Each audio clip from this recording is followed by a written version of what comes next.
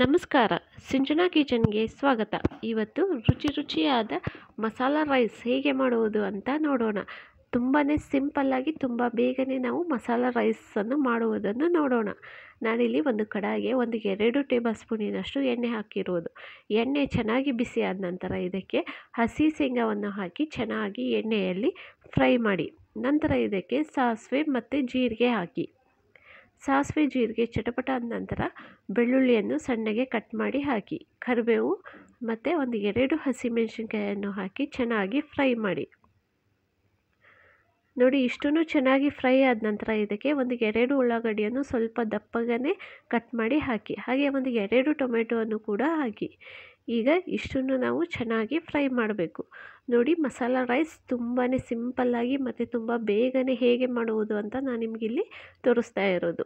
ನೋಡಿ, ಎಲ್ಲವೂ ಚೆನ್ನಾಗಿ ಫ್ರೈ ಆದ ನಂತರ ಈಗ ಇದಕ್ಕೆ ಸ್ವಲ್ಪ ಉಪ್ಪು, ಅರಿಶಿನ, ಕೆಂಪು ಖಾರದ ಪುಡಿ, ಖಾರ ನಿಮಗೆ ಎಷ್ಟು ಬೇಕೋ ಅಷ್ಟು ನೋಡಿಬಿಟ್ಟು ಹಾಕಿ, ಸ್ವಲ್ಪ ಜೀರಿಗೆ ಪುಡಿ, ಗರಂ ಮಸಾಲ, ಧನಿಯಾ ಪುಡಿ ಮತ್ತು ಸ್ವಲ್ಪ ಜೀರಿಗೆ ಪುಡಿ ಇಷ್ಟನ್ನು ಹಾಕಿ ಚೆನ್ನಾಗಿ ನಾವು ಮಿಕ್ಸ್ ಮಾಡಬೇಕು.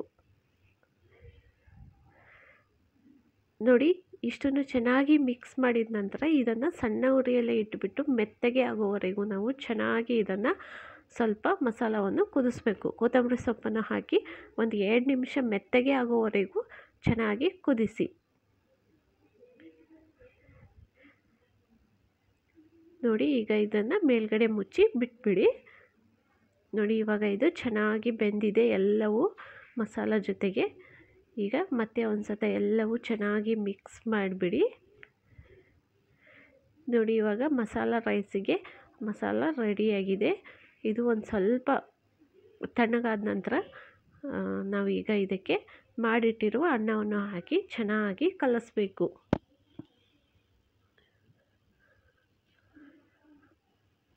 ನೋಡಿ, ನೀವು ಬಿಸಿ ಇದ್ದಾಗಲೂ ಕಲಿಸ್ಬೋದು ಅಥವಾ ತಣ್ಣಗಾದ ನಂತರನೂ ಕಲಿಸ್ಬೋದು. ಇಷ್ಟನ್ನು ನಾವು ಚೆನ್ನಾಗಿ ಮಸಾಲ ಜೊತೆಗೆ ಅನ್ನವನ್ನು ಕಲಿಸ್ಬೇಕು. ಇಲ್ಲಿ ನೋಡಿ, ಎಲ್ಲವೂ ಚೆನ್ನಾಗಿ ನಾನಿಲ್ಲಿ ಕಲಿಸಿದ್ದೇನೆ. ತುಂಬಾ ಚೆನ್ನಾಗಾಗಿದೆ. ನೀವು ಕೂಡ ಒಮ್ಮೆ ಇದನ್ನು ಟ್ರೈ ಮಾಡಿ ನೋಡಿ. ಈ ವಿಡಿಯೋ ನಿಮಗೆ ಇಷ್ಟವಾದರೆ ನಮ್ಮ ಚಾನಲನ್ನು ನೀವು ತಪ್ಪದೇ ಸಬ್ಸ್ಕ್ರೈಬ್ ಮಾಡಿ, ಲೈಕ್ ಮಾಡಿ, ಕಮೆಂಟ್ಸ್ ಕೊಡಿ ಮತ್ತು ಶೇರ್ ಮಾಡಿ. Thank you.